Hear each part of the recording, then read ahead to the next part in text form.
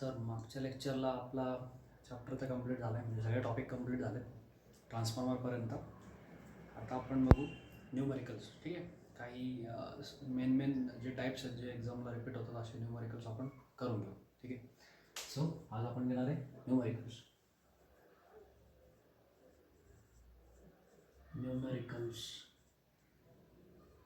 Okay, तुम्हाला स्क्रीनवरती question दिसेल. ठीक आहे, टेक्स्टबुकच्या खालचेच न्यूमरिकल आपण घेतो. मी क्वेश्चन वाचून दाखवतो, मग आपण गिवन लिहून घाल सुरुवात करू. सगळ्यात पहिले आपण घेतोय पेज नंबर 286 वरती question number 4. Page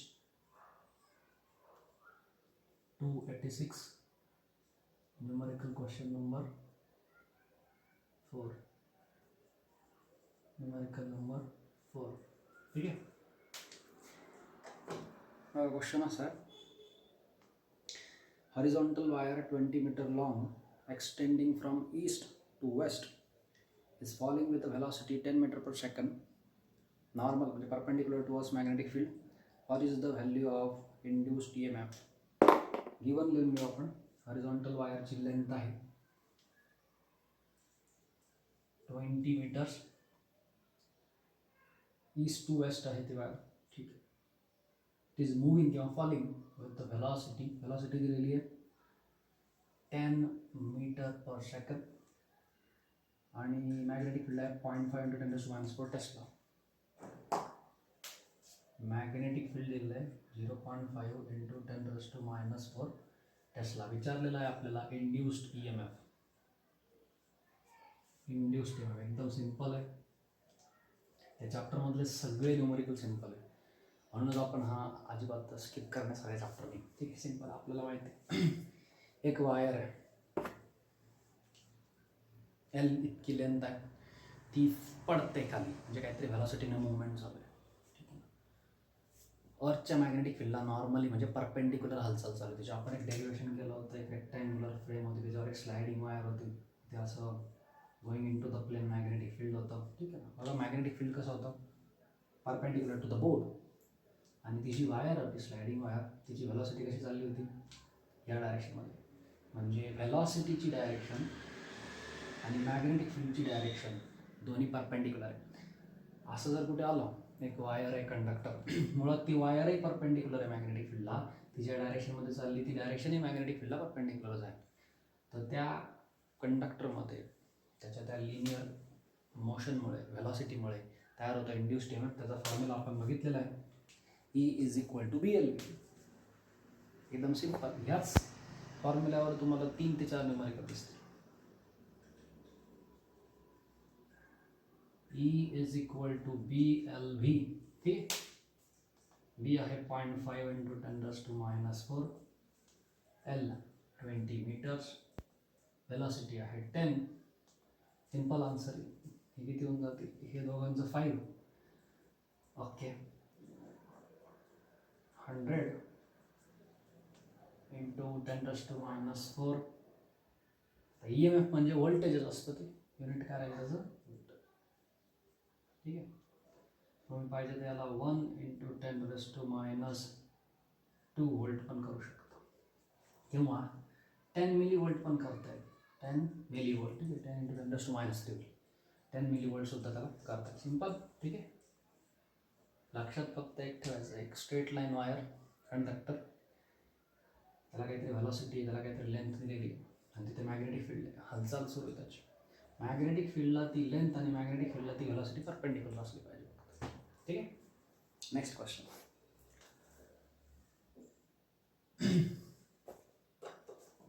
next question आपण करतोय, स्क्रीनवरती तुम्हाला दिसेल. क्वेश्चन नंबर आहे 6. ठीक आहे, त्याच पेजवरचं.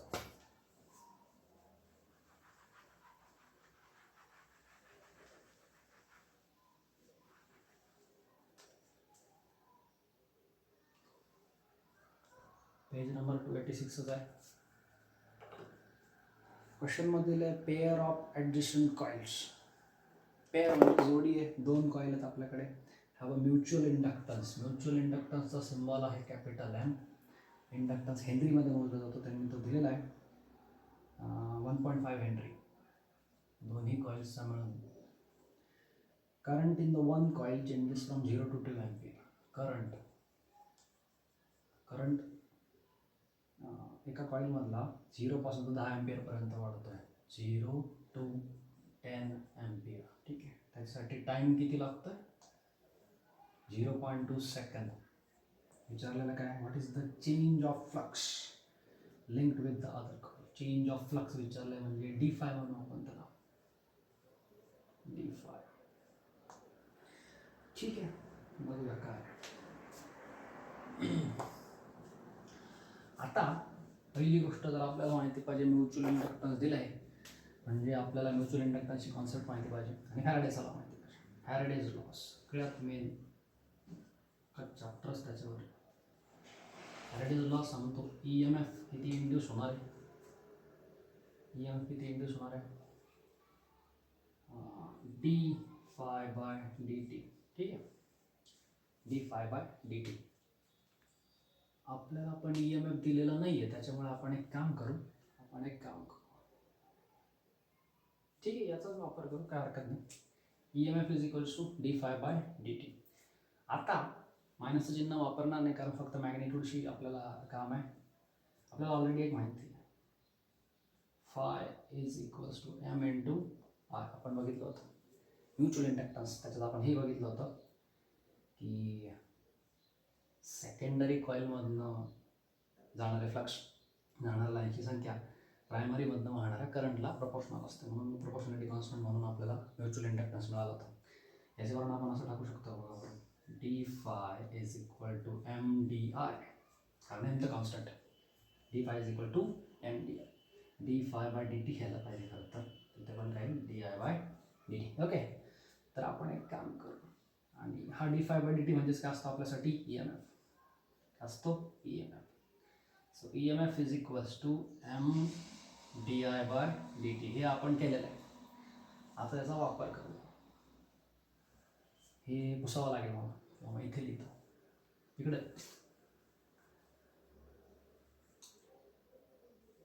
बोर्ड प्रचंड छोटा आहे बघा, सिंपल आहे. EMF d∅dt पण आहे, EMF mdi/dt पण आहे.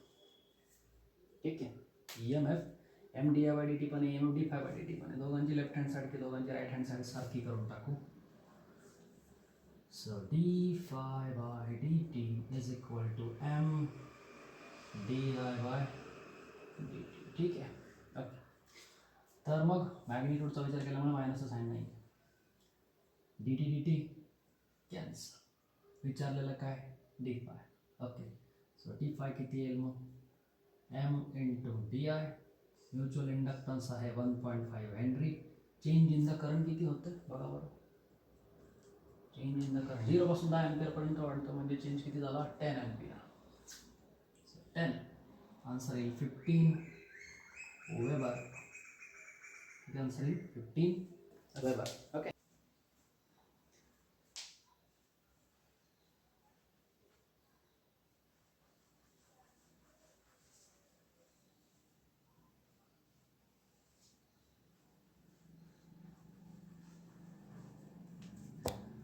याच न्यूमरिकलमध्ये जर कधी EMF विचारला असता, इंड्युस्ड EMF, ठीक आहे, तर आपल्याला माहिती आहे इंड्युस्ड EMF किती असतो, d∅dt. आपण फ्लक्समधला चेंज काढला आहे 15 वेबर. टाईम त्यांनी दिला होता 0.2 सेकंद, तर ते ऑटोमॅटिक किती आलं असतं, त्याला आपण 10ने मल्टिप्लाय केलं तर आन्सर येईल 75 वोल्ट.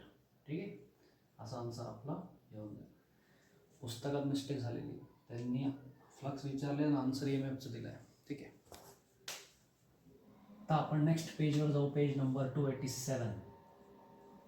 नेक्स्ट न्यूमरिकलसाठी ठीक पुस्तक मी.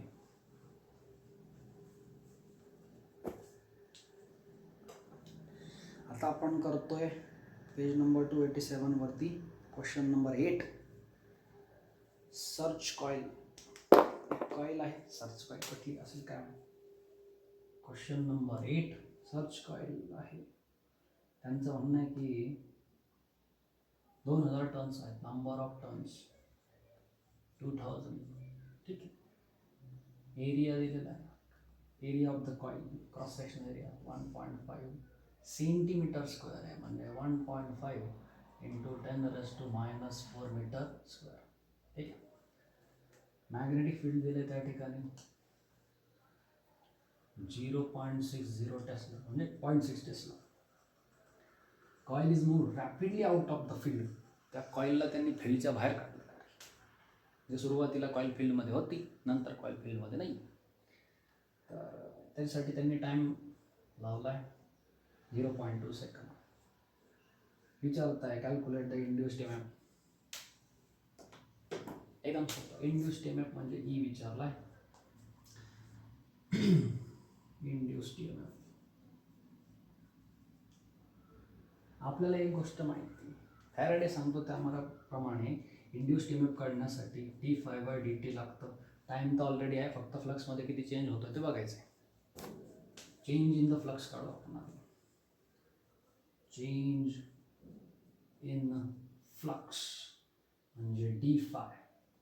बघा, सुरुवातीला कॉईल फील्डमध्ये होती, म्हणजे जिच्यातनं लाईन जात होता, नंतर त्यांनी रॅपिडली म्हणजे एकदम जोरात त्या कॉईलला फील्डच्या बाहेर काढलं, म्हणजे नंतर फील्ड डायरेक्ट झिरो. लाईन्स काय झाल्या? झिरो. म्हणजे सोप्या भाषेत विचार करा, एका गोष्टीकडे इनिशियली काहीतरी व्हॅल्यू होती आणि नंतर ती व्हॅल्यू डायरेक्ट झिरो झाली, म्हणजे चेंज किती झाला? जेवढी इनिशियली होती तेवढंच येईल. ठीक आहे ना. एखाद्या गोष्टीची व्हॅल्यू इनिशियली होती 10 आणि फायनली ती झाली 0, म्हणजे चेंज किती येईल? 10चा चिन्ह -10. मलाही माहिती -10. ठीक आहे. पाहिजे तर मायनसचा वापर करा, काही हरकत नाही. ओके. इनिशियल फ्लक्स आहे, sorry final flux minus initial flux. इथं मायनसचा वापर केला तरी काही फरक नाही पडणार, कारण ते कॅन्सल होऊन जाईल. ठीक आहे. फायनली फ्लक्स किती होते? 0. तुम्ही डायरेक्ट बाहेर घेऊन गेला ना फील्डच्या. इनिशियली फ्लक्स किती? इनिशियली फ्लक्स किती? फ्लक्सचा फॉर्म्युला काय? Magnetic field into area. Magnetic field into area. आपण असं मानून चालायचं की फील्डला परपेंडिक्युलर ठेवलेली आहे कॉईल, म्हणजे सगळ्या मॅग्नेटिक फील्डच्या लाईन एकदम परपेंडिक्युलरली त्या कॉईलमधून जाते. नंबर ऑफ टर्न्स दिले तर तुमचं काम आहे नंबर ऑफ टर्न्सने त्याला मल्टिप्लाय करायचं. 1 टर्नमधनं 5 लाईन जात आहे तर 10 टर्न असलेल्या कॉईलमधनं 50 जातील का नाही? म्हणजे जेवढे नंबर ऑफ टर्न्स तेवढे टाइम्स ते फ्लक्स वाढतात. लक्षात ठेवा. 50 5. So d∅ is equals to minus number of turns आहेत 2000. एक काम करू ना आपण, फॉर्म्युलाच राहू देऊया. So d∅ change in the flux किती आला? -NBA. आपल्याला विचारलेलं आहे काय? EMF इंड्युस्ड म्हणजे E इज इक्वल टू, आता मी मायनस टाकतो कारण तिथंही साईन वापरलं तर मी इथंही साईन वापरलं. ठीक आहे. जस्ट चेंजची मॅग्निट्यूड बघितली असती तर मग मी नसतं टाकू. तर किती येतं बघा, किती येतं? मायनस d∅ची व्हॅल्यू किती आली आपली? -NBA आणि dt. मायनस मायनस कॅन्सल, दोघीकडे वापरू नका म्हणजे टेन्शनच राहणार. फ्लक्स NBA करावं लागेल. N किती आहे? 2000. B आहे 0.6. एरिया आहे 1.5 इंटू 10⁻⁻⁴ डिवायडेड बाय टाईम लागतो 0.2. एक गोष्ट आहे बघा, ह्या 2000ला 10⁻⁻⁴ ने मल्टिप्लाय केलं तर 0.2 होते, म्हणजे हे आणि खालचे 0.2 कॅन्सल. शिल्लक राहिला 0.6 इंटू 1.5. आन्सर किती येईल? फायनल आन्सर किती आहे? 0.9. किती आन्सर येईल? 0.9. आणि EMFचं युनिट का असतं? वोल्ट. ठीक आहे. 0.9 volt will be the final answer. 0.9 volt. Okay okay.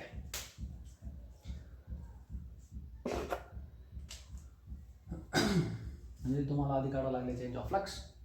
त्यातलं एकच डोकं लावायचं. तर सुरुवातीला फील्डमध्ये ठेवलेली होती, मग B इंटू A केलं, नंबर ऑफ टर्न्स होते म्हणून मल्टिप्लाय केलं, फायनली डायरेक्ट बाहेरच ओढलं फील्डच्या, म्हणजे फायनली फ्लक्स किती झाले? 0. त्याच्यावरनं चेंज काढला, डिवाइड बाय टाईम, EMF आला. क्वेश्चन नंबर 9 करूया.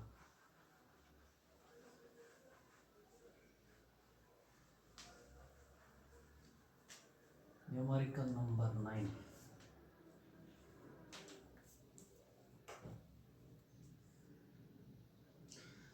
An aircraft of wing span 50, म्हणजे एक विमानाचं पात आहे 50 मीटर, ते हॉरिझॉन्टली उडत आहे, तिथं मॅग्नेटिक फील्ड दिलेलं आहे. ठीक आहे, लिहूनच घेऊ. विंग स्पॅन, आता मेटलचीच पट्टी असते ना विंग स्पॅन, त्याची लेंथ दिलेली आहे 50 मीटर्स. हॉरिझॉन्टली ते जात आहे, तिथं मॅग्नेटिक फील्ड आहे, मॅग्नेटिक फील्ड 6 × 10⁻⁻5 टेस्ला. ओके, आणि किती स्पीडनं चाललं आहे ते? आपल्यासाठी ते विंग स्पॅन विमानाचं पात्र म्हणजे एक पट्टी आहे लोखंडाची किंवा मेटलची, वायर, कंडक्टर कन्सिडर करणं, स्ट्रेट लाईन कंडक्टर. विचारलेलं आहे calculate the EMF generated between the tips. आता EMF व्होल्टेज जनरेट होत आहे म्हणजे ते दोन टोकांमध्येच होईल. EMF व्होल्टेज असतं, दोन टोकांमधला पोटेन्शियल डिफरन्स. EMF विचारलं, एकदमच सिम्पल, हे करतोच अनेकदा. BLV हॉरिझॉन्टली उडते, अर्थचा फील्ड असं आहे, परपेंडिक्युलर होत असतं, दुसरं काय अँगल विंगल तर काही दिलेलं नाही, विचार करायचं काही काम असतं. 6 × 10⁻⁵, लेंथ आहे 50, व्हेलॉसिटी आहे 400. काम संपला. हे देऊन जाते 5 × 20, 120, त्याच्यावर 1 2 3 पॉईंट नाही, हे कॉम आहे. 2 10⁻⁵ म्हणजे इंड्युस्ड EMF आला 1 2 3 4 5 1.2 व्होल्ट. नशीब कमी, विमानातल्या लोकांना झटके लागले असते. बरोबर आहे. तर नेक्स्ट क्वेश्चन आपण करू आता, तोपर्यंत तुम्हाला बघायचं स्क्रीनशॉट तुम्ही घेऊ शकता. नेक्स्ट क्वेश्चन मी करतोय असंच एक 11 नंबरचा क्वेश्चन आहे. तिथं विमानाच्या पात्याऐवजी रेल्वेचा ॲक्सेल दिला आहे, सेम करायचं BLV. ओके, आपण दुसरा क्वेश्चन घेऊ. क्वेश्चन नंबर आपण घेऊ आता 13 नंबरचा प्रश्न.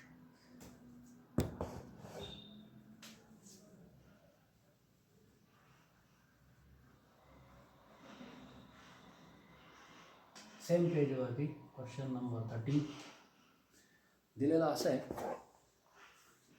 EMF ऑलरेडी EMF दिलेला आहे, किती दिला? 96.0 म्हणजे 96 millivolt. Is induced in the winding म्हणजे गुंडाळलेली वायर of a coil when the current in the nearby coil. दोन कॉईल, शेजारच्या कॉईलमधला current, the nearby current in the nearby coil is increasing at the rate of increase म्हणजे di/dt आहे, हे कळायला पाहिजे. किती दिलेलं आहे? 1.2 एम्पियर पर सेकंद. ठीक आहे. What is the mutual inductance? Mutual inductance किती असेल लक्षात ठेवा. कधी पण आपण शिकलोय, जर तुमच्याकडे एकच कॉईल असेल, तिच्यातनं वाहणारा करंट चेंज होत असेल तर तुम्ही असं करता, तेव्हा कॉईलमधनं एखाद्या मोमेंटला त्या कॉईलमधनं जाणारे जे फ्लक्स आहेत ते प्रपोर्शनल असतात त्याच कॉईलमधनं वाहणाऱ्या करंटला. मग आपण म्हणतो phi is equal to self inductance L into constant of proportionality म्हणून L टाकतो. दोन कॉईल असतात शेजारी शेजारी, तर मग आपण एका कॉईलमधनं जाणारे जे काय फ्लक्स आहेत ते प्रपोर्शनल घेतो दुसऱ्या शेजारी ठेवलेल्या कॉईलमधनं वाहणाऱ्या करंटला, आणि आपण असं म्हणतो is equal to M into I. याला आपण सेकंडरी आणि प्रायमरी नाव देतो, दॅट इज बेटर. मग याच्यावरून येतं काय फॉर्म्युला माहिती तुम्हाला? EMF असतो -d∅/dt. सध्या मॅग्निट्यूड बघतो, मायनसचा विचार सोडून द्या. d∅/dt म्हणजे तुम्हाला फायचं डेरिव्हेटिव्ह घ्यायचं with respect to time t. घ्या डेरिव्हेटिव्ह तुम्ही जेव्हा घ्याल, ज्याच्यातले फ्लक्स तुम्ही बघताय का, ज्याच्यात EMF इंड्यूस होते, समजा सेकंडरीमध्ये EMF इंड्यूस होतो, तुम्ही सेकंडरीचे फ्लक्स वापरेल, ज्याच्यातले फ्लक्स त्याच्यातला इंड्यूस. ठीक आहे. d/dt आयस काय? M into IP, M constant bar इकडे, di/dt. म्हणजे बघा, प्रायमरीमधला करंट चेंज होण्याचा हा रेट, ठीक आहे, आणि त्याच्यावर तुम्हाला काय म्हणतो, सेकंडरीमधनं इंड्यूस होणारा EMF. ठीक आहे. सो आपण हा फॉर्म्युला वापरणार आहे, EMF is equal to M di/dt. Directly मागचे लेक्चर्स बघितले तर तुम्हाला फॉर्म्युला ऑटोमॅटिक जमते. Formula EMF in the coil is equal to M di/dt. जिचे ते एम एफ इंड्यूस निर्माण होते त्याला आपण सेकंडरी कॉईलमधून करंट ॲक्च्युली कोणामधला चेंज होतं प्रायमरीमधला. ठीक आहे. इंड्यूस्ड एम एफ आपल्याला देऊन ठेवलेला आहे 96 मिली व्होल्ट. मिली म्हणजे 10⁻³ म्युच्युअल इंडक्टन्स माहिती नाही, di/dt आहे 1. डिवाइड ना 96 मिली डिवायडेड बाय 1.2 हे होऊन जाईल तुम्हाला म्हणजे कळेल जा. ठीक आहे. 96 सो 80 1.2 आहे ना इंटू 10⁻³ म्युच्युअल इंडक्टन्सचं युनिट असतं हेनरी. तुम्ही पाहिजे त्याला 80 मिली हेनरी पण म्हणू शकता. ठीक आहे.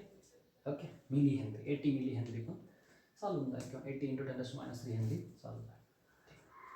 13 एकदमच इझी होता.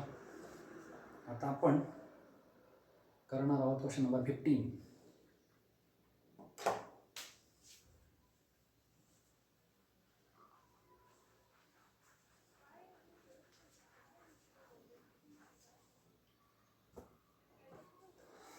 नंबरमध्ये असं दिलं आहे primary coil and secondary coil of a transformer. 2 coil आहेत प्रायमरी अँड सेकंडरी. ठीक आहे. ट्रान्सफॉर्मरच्या 2 कॉईल असतात.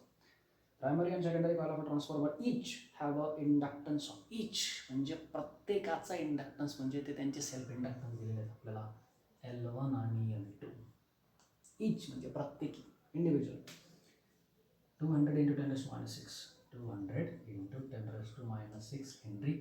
दुसऱ्याचा पण सेम कारण सेम दिलेलं ईच प्रत्येकाचा इंडक्टन्स म्हणताना असं नाही म्हटलं सेल्फ इंडक्टन्स पण दिलं आहे की primary and secondary coil of a transformer each have an inductance of okay mutual inductance M. तोही देऊन ठेवला की दोघांचा कंबाईनमध्ये म्युच्युअली इंडक्टन्स आहे 4 इंटू 10⁻⁶ हेनरी.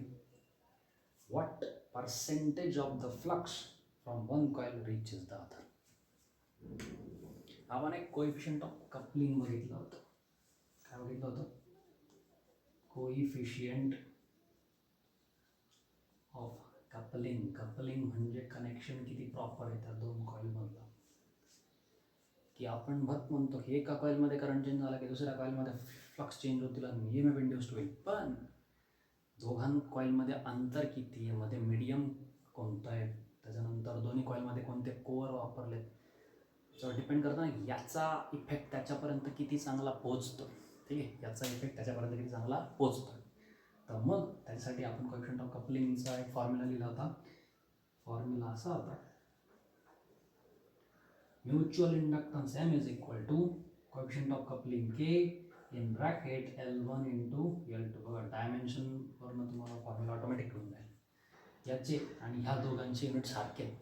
इथे याचा स्क्वेअर होईल पण स्क्वेअर रूट आणि स्क्वेअर ठीक आहे कॅन्सल होतं बरोबर. युनिट हेनरी हेनरी काय K काढायचं आपल्याला.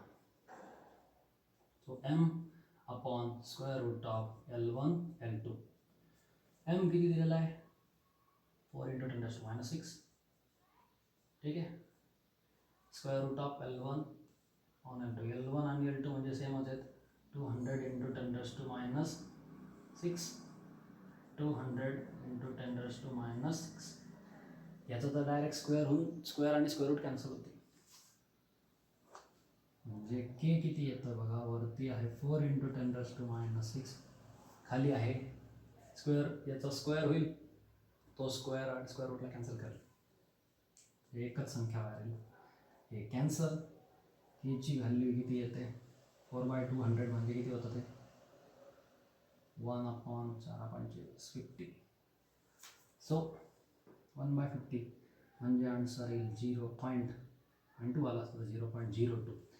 ठीक आहे. केला युनिट नसतं. K have no unit. ठीक आहे. पण त्याला ना बऱ्याचदा पर्सेंटेजमध्ये सांगतात आणि विचारलं पण तसंच की how much what is the percentage of flux that reaches the secondary coil. की पहिल्याने पाठवले किती पोहोचतंय दुसऱ्यापर्यंत. तर याला पर्सेंटेजमध्ये कसं लिहिणार. सिम्पल आहे. त्याला 100ने मल्टिप्लाय करून टाका कारण तो ऑलरेडी एक रेशो होता. त्याला 100ने मल्टिप्लाय केला 0.02 आहे तर ते 2% होईल. किती होईल 2%. म्हणजे पहिल्या कॉईलचे जे काय फ्लक्सचं चेंजेस वगैरे होत आहे ते दुसऱ्यापर्यंत पोहोचता किती दुसऱ्याला जाणवतं किती फक्त त्याच्यातले 2%.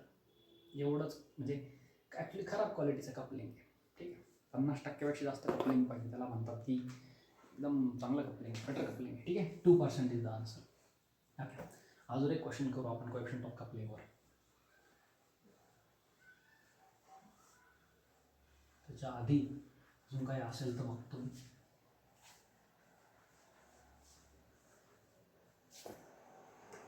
एक क्वेश्चन दिसतोय, क्वेश्चन नंबर 12 आहे तो. ठीक आहे, 11 मला करून बघा तुम्ही. रेल्वे same to same BLV formula वापरायचा. Value of mutual inductance of two coils. Mutual inductance दिला, क्वेश्चन नंबर 12 करतोय. Mutual inductance of two coils is 10 milli henry. त्याच्यानंतर current in one of the coil changes from current विषयी काय दिले, current change होतं 5 ampere 5 ampere to 1 ampere. 5 ampere होता, तिथून तो 1 एम्पियर झाला. टाईम किती लागला हे होण्यासाठी? 0.2. सगळीकडे या 0.2 सेकंद आहे.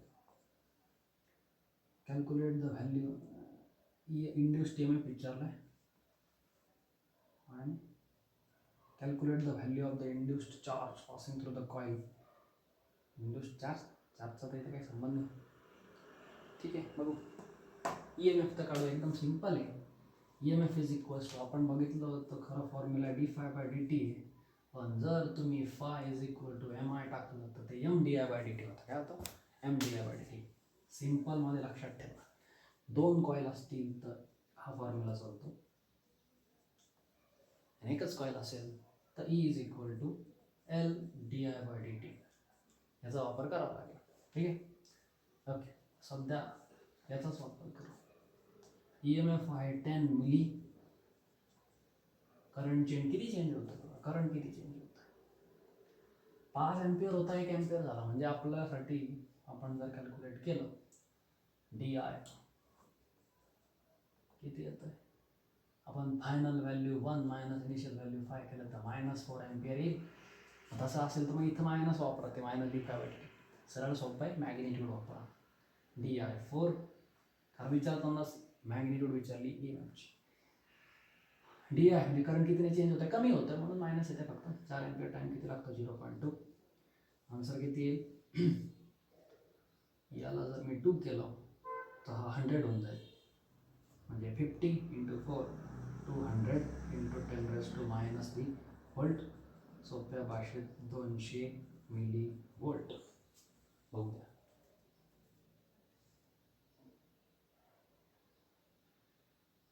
तिथं आन्सरच नाही, ते त्यांनी तो चार्ज बिल विचारला आहे. झालं, आपण एक काम करू, मस्त एक सॉल्व प्रॉब्लेम क्लीन करतो मी बोल. ठीक आहे, त्यांनी ना चार्ज विचारला आहे, चार्ज वगैरे.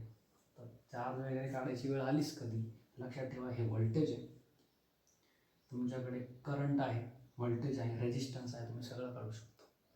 ओहमचा लॉ माहिती नाही तुम्हाला, V is equal to IR.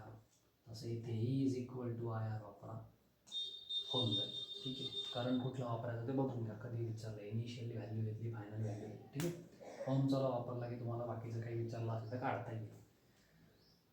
म्हणजे फॉर एक्झाम्पल डायरेक्ट तुम्हाला सांगतो, करंट एक असतो, करंट तुम्ही तिथे टाकेल चार्ज अपॉन टाईम, रेजिस्टन्स तयास पडेल. तुम्हाला चार्ज विचारला असेल तर टाईम काय दिलेला, टाईम इकडे घ्या, रेजिस्टन्स इकडे डिवाइडला द्या, काम होऊन जाईल तुमचं. ठीक आहे, म्हणजे त्यांनी असं विचारलं चार्ज किती वापरतो. ओहमचा लॉ आहे V is equal to IR. आपल्या भाषेत इथं होईल E is equal to IR, कारण EMF आहे. करंट असतो charge upon time into resistance R. dQ/dt म्हणा पाहिजे त्याला, चार्ज काढायचा आहे, dQ E into dt divided by R. EMF आहे, टाईम आहे, रेजिस्टन्स आहे, किंमत टाका, आन्सर काढा. ठीक आहे, ओहमचा लॉ वापरायचा फक्त, बाकी काय. एक सॉल्व्ड क्वेश्चन पेज नंबर 284 वरती आहे तो. सॉल्व्ड एक्झाम्पल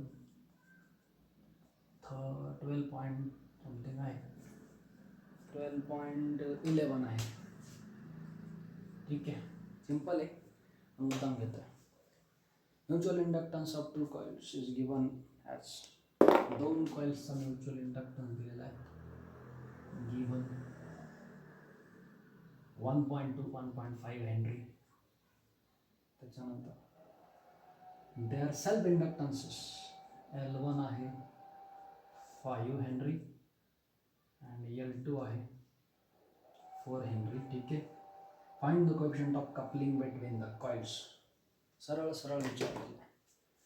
फॉर्म्युला आपण शिकलो कोएफिशिएंट ऑफ कपलिंगचा. ॲक्च्युली फॉर्म्युला म्युच्युअल इंडक्टन्ससाठी K in bracket L1 into L2. So केचा फॉर्म्युला बनतो M upon L1 into L2. Mutual inductance आहे 1.5, स्क्वेअर रूटमध्ये इथं आहे सेल्फ इंडक्टन्स किती 5 इंटू 4. ठीक आहे, 5 इंटू 4. आता ॲक्च्युली याला लॉग टेबल लागेल, पण आपण अप्रॉक्सिमेटली काढून घेऊ. ठीक आहे, हे किती होतं बघा 1.5 स्क्वेअर रूटमध्ये 20चा स्क्वेअर रूट आपण रफली काढू. आता तुम्ही पेपरला लॉग टेबल वापरालाच. 5चा स्क्वेअर रूट 25 आहे, 4चा 16 आहे, म्हणजे बरोबर 16 आणि 25च्या मध्ये व्हॅल्यू. तर मी 4 आणि 5च्या मधली व्हॅल्यू होतो 4.5 टाकतो. किती घेतो स्क्वेअर रूट? ॲप्रॉक्सिमेटली 4.5, कारण ना तो 5चा इतका मोठा आहे, 5चा स्क्वेअर 25, 4चा 16, त्यामधली व्हॅल्यू घेऊन टाकली, कारण ते दोघंही त्याच्यामध्ये दिसत आहे. मला दिसतं 1.5 आणि 4.5 कॅन्सल होईल, 15 3 होतं ते 1/3.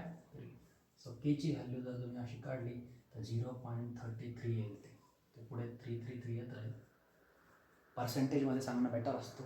सो के 100ने मल्टिप्लाय करा, 33.33%. म्हणजे एका कॉईलचे इफेक्ट, एका कॉईलमध्ये झालेले चेंजेस दुसऱ्या कॉईलपर्यंत किती गोष्ट आहे 33.33%. एकदम सिम्पल चॅप्टर, सगळे न्यूमरिकल.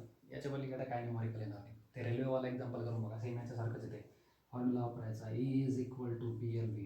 ते जे विंग स्पॅनवाला एक्झाम्पल होतं ना, सेम तसं आहे, फक्त विंग स्पॅनऐवजी रेल्वेचा ट्रॅक, रेल्वेचा रूळ घेतला आहे. दिलेल्या ह्या 3 गोष्टी EMF काढायचा. ओके, ठीक आहे, थँक्यू.